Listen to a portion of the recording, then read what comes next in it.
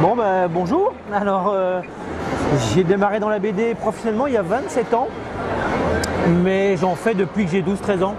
Donc je me suis inscrit très jeune à un cours de bande dessinée à Bruxelles, je suis bruxellois, et j'ai fait les 7 années. J'ai rencontré plein de potes qui sont devenus pour la plupart aussi des auteurs de BD, donc c'est une bonne génération. Et puis quand j'ai eu 20 ans, ben, je me suis dit que c'était peut-être le moment de me lancer, d'aller voir un éditeur, et je suis allé voir les éditions Dupuis. Et Dupuis le magazine Spirou m'a proposé de faire des illustrations pour eux. Et on a collaboré pendant 9 ans, et puis à partir de là, voilà, ça a démarré comme ça. Ben, mes parents lisaient Tintin et Spirou, donc forcément j'ai lu Tintin et Spirou, j'ai grandi avec ça. Et puis ma vie a un peu changé le jour où je suis rentré dans une petite librairie de quartier, que j'ai découvert Strange. Et où je me suis rendu compte que c'était aussi ce que j'aimais. Et donc pendant pas mal d'années, ça a été mon cœur a balancé entre Strange et Spirou, Strange et Spirou. Et puis étant belge, je me suis dit, bah, je vais forcément dessiner humoristique et bosser pour Spirou, puisque les comics américains, ça semble très loin, quoi, quand on a 12-13 ans. À l'heure actuelle, j'ai envie de dire que la majeure partie de mon temps est encore consacrée à du franco-belge. Je connaissais Pika, le dessinateur des profs, depuis le début de ma carrière. Et à la suite d'un petit ennui de santé, il m'a proposé en fait de l'aider sur les profs. Et je me suis attelé à l'ancrage. Et puis au moment de la préparation du premier film des profs, il y a eu une espèce d'emphase sur Boulard, puisque le personnage était interprété par Kev Adams, qui, pour l'anecdote, moi à l'époque je ne connaissais pas. et donc l'éditeur a eu l'idée, on s'est dit, avec l'éditeur on s'est dit on va faire un one shot de Boulard pour voir ce que ça donne. Et puis bon, les ventes étaient plus qu'au rendez-vous, donc on a dit on va en faire une série. Et donc voilà, c'est comme ça que c'est parti. Boulard, c'est surtout dû au film, en fait, et aux profs, bien sûr. Cosmic, à la base, je n'en suis pas du tout l'initiateur, c'est marrant. Hein.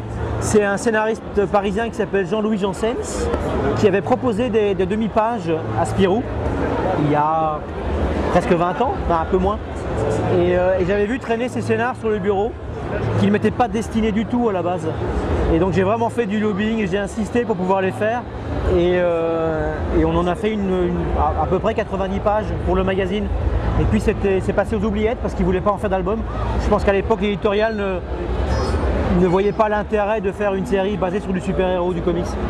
Et puis ce sont les éditions Sémic, par l'intermédiaire de Thierry Mornay, qui m'ont proposé en fait de racheter les droits pour en faire un premier album chez Sémic, ce qui a été fait avec du matériel Spirou. Et puis quelques années après, moi ayant commencé à travailler pour Bambou, et alors pour l'anecdote aussi, le patron de Bambou, Olivier Sulpice, qui est un rien plus jeune que moi, était lecteur de Cosmic dans Spirou, m'a dit mais ce serait marrant qu'on le relance la série pour le plaisir. Et donc voilà, on a relancé 2 albums et un 3e peut-être. Pour moi c'était le mélange parfait, quoi. C'était faire ce que je savais faire de mieux, ce que je sais toujours faire de mieux, c'est de l'humoristique, mais parler de ce que j'aime le plus, c'est-à-dire les super-héros.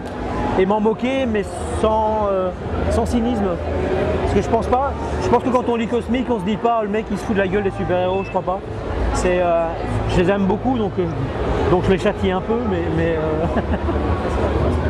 de fil en aiguille, quand la collaboration avec Spirou s'est arrêtée, quand on n'a plus trouvé un terrain d'entente, album, tout ça, je me suis dit, en fait, j'ai présenté mes travaux à d'autres éditeurs franco-belges, et tous dans l'absolu m'ont dit mais c'est du matériel Spirou, tu dois travailler pour Spirou. Alors quand on se fait virer par Spirou, c'est compliqué. Et donc du jour au lendemain, je me suis dit bon je vais sortir de ma zone de confort et apprendre à dessiner différemment. Ce que je faisais déjà sur le côté, mais pour le plaisir, quoi. Et donc de fil en aiguille, j'ai commencé à monter les dossiers. Et puis là encore une fois, par l'intermédiaire aussi de Thierry Mornay à l'époque chez Sémic, j'ai pu faire un numéro de Telos.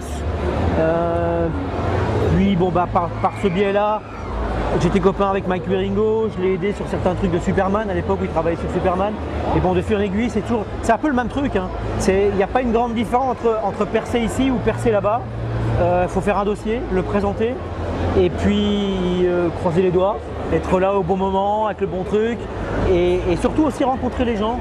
C'est le fait de rencontrer des scénaristes, des auteurs qui te présentent d'autres trucs, qui disent tiens il y a peut-être un bon plan de ce côté-là. Il y a aussi une grande part de chance et puis bon, une part de travail, quoi. Alors les crossovers, pareil, hein, le point de départ c'est Angoulême. Je me retrouve à dédicacer à côté de Brandon Peterson, qui à l'époque est le directeur artistique de Crogène. Il me voit dessiner pendant 3-4 jours et au bout de 3-4 jours il me dit viens faire un tour en Floride.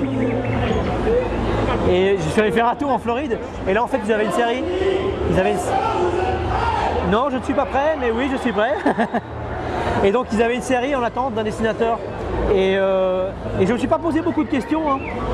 Le truc était là, il fallait le commencer, j'y démarrais. Et le truc, j'ai jamais eu beaucoup d'avance parce que c'était programmé dans le preview, tout ça. Et donc c'est presque un miracle. Je ne sais pas comment le truc est arrivé à se goupiller. On était tout le temps à l'arrache sur le délai. Moi j'avais jamais travaillé à ce rythme-là, 20 pages par mois. J'ai tenu 6 mois. Et puis on a eu un différend entre l'éditeur et puis l'éditeur a faillite aussi. Donc, Jimmy Palmiotti, on se connaît depuis plus de 15 ans. On s'est croisés pour la première fois il y a une quinzaine d'années à San Diego. Et il fêtait son anniversaire, je pense. J'avais fait un dessin de H à l'époque, qui était son personnage avec Quesada. Et qui était dans mon book, dans mon portfolio. Et je me suis dit, bah tiens, je te l'offre, c'est son anniversaire. Et je pense qu'il a apprécié le truc. On a toujours plus ou moins gardé le contact. Pareil avec Quesada, en fait, c'est marrant. Jusqu'à ce qu'il devienne rédacteur en chef, enfin, jusqu'à ce qu'il devienne big boss de Marvel. Et là, il a occupé. Et puis, on s'est perdu de vue. Et l'an dernier, à la convention de New York, bah, je croise Jimmy, donc on se salue. Et je lui file mon artbook. Et il me dit, mais tu fais encore de la BD? Je dis, bah, j'ai jamais arrêté. Et donc, il me dit, bah écoute, je t'appelle. Dès que tu rentres de New York, je t'appelle. Et il y avait 19 pages à faire et voilà, ça a démarré comme ça. Alors la collaboration avec Jimmy en elle-même, la collaboration pure et dure, je dis Jimmy parce que j'ai pas de contact avec Amanda. C'est lui qui est le public relation vraiment. Donc Amanda, on s'est juste salué, je la connais pas, j'espère faire plus ample connaissance dans l'avenir. Mais bah, écoute, ça se passe super bien parce que c'est un vrai pro, Jimmy Palmiotti. Il te rentre un scénario carré, ce qu'il a dessiné est dessinable parce qu'il a une vision graphique. C'est un mec qui a dessiné probablement aussi, il a été encreur, donc j'ai pas eu de difficulté à réaliser l'histoire. Et bon, c'est Harley. Je veux dire, si on m'avait demandé de choisir un personnage chez DC, j'aurais dit Harley. Donc ça tombait vachement bien. Donc il y a eu cette histoire-là qui était l'histoire de Noël. Et puis là, c'est tout nouveau. Là, on rempile pour une mini-série de 6 numéros. Un super-héros français, comme le garde républicain par exemple, ça fait 3 ans qu'il me tanne pour essayer, j'y arrive pas. Je sais pas pourquoi, j'y arrive pas. Mais en même temps, il n'y a pas que le garde, il y a plein de trucs que j'arrive pas. Si on me demandait de faire Aquaman, je sens pas Aquaman. Le Flash, je sens pas le Flash. Donc, après, si on me le demande, je ferai un effort. Mais c'est pas évident, c'est pas évident. Le déclic est venu quand je me suis dit, ben, je vais faire une page à la Cosmic Patrouille. Finalement, c'est comme ça qu'on a collaboré pour la première fois avec Thierry Mornay aussi. Il m'a édité un album, donc c'était une espèce de juste retour des choses. Et à mon avis, j'en ferai encore d'autres, mais il ne faut pas lui dire tout de suite. Mais je me suis bien marré à l'asticoter, le garde, donc je vais le tanner encore un peu. Alors en ce moment, je boucle le 5e album de Boulard. Le 4e sort en librairie en fin octobre. Donc je suis un des rares auteurs en avance. J'ai quasi un album d'avance. Et là, j'attends les premières pages de scénar pour la mini-série d'Harley. Donc voilà. Au risque de probablement perdre la boule, Jack Kirby. Il n'y a pas de doute, c'est Kirby. C'est Kirby ou Möbius. En plus, ces deux-là se rejoignent, c'est pour moi en tout cas. Je voudrais savoir en fait chez Kirby d'où lui viennent ces trucs, d'où lui viennent ces visions. Parce que Kirby, sans être péjoratif, parce que c'est un milieu Kirby, c'est mon dieu Kirby. C'est un petit bonhomme quoi, d'un mètre quoi, 1m65, avec un pantalon qui lui remonte jusque là, à l'ancienne. Et le gars a créé des mondes. Et tout se tient pour moi. Et plus j'avance en âge, et plus je découvre Kirby, et plus j'apprécie Kirby. Donc, et puis sans Kirby, on serait peut-être pas assis là non plus. Donc ouais, ce serait Kirby, ouais.